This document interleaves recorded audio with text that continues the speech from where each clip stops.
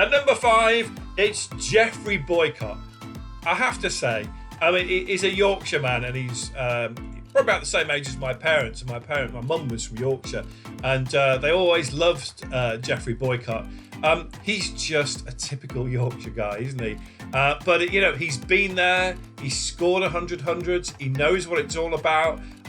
Even though his jokes are somewhat repetitive, talking about my mum could have hit that with a stick of rhubarb, it's funny. I don't know why. It's like the settee scene on the beginning of The Simpsons. Somehow it's funny and gets funnier every time you do it. So he's my number 5.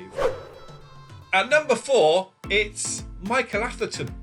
I think Michael Atherton really adds an element or a kind of perspective of intelligence. Listen, cricket's a game for intelligent people. You have to be fairly bright to understand it for a start. But Michael Atherton, I don't know, maybe it's because he went to Manchester Grammar, whereas I went to King Edward's in Birmingham, which are very similar schools. I just relate to him very well, really.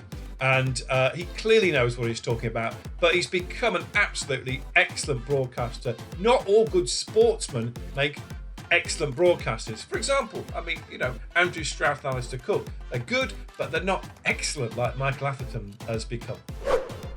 At number 3, Alison Mitchell. As far as I recall, the first female cricket commentator in the UK. I think there's a bunch over in Australia, but Alison Mitchell was a bit of a trailblazer as far as that's concerned.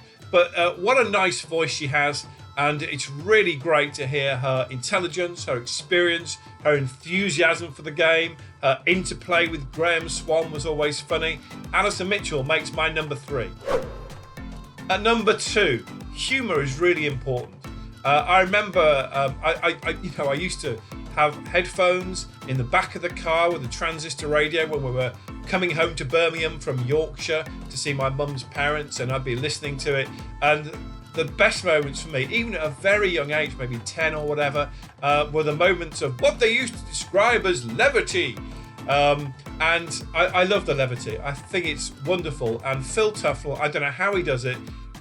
He does it with very, very few words. He is the funniest guy on the circuit, but again, knows his stuff. And the number 1 position goes to Bumble. It's not just because he's up here in Manchester, but Bumble is one of the most experienced cricketers. But, you know, he's older than most of the commentators, but doesn't sound old. But he's so down to earth, he's knowledgeable. You know, he knows what he's talking about.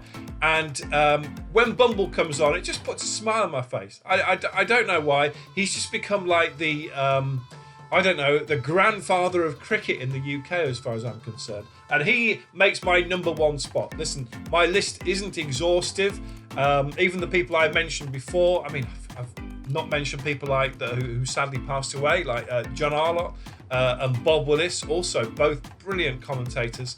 It's just a list. But I'd love to know what you have to say about your favourite commentators. Put them down in the comments box below, and please subscribe to the channel as we get nearer to that first cricket phone-in. Catch you soon.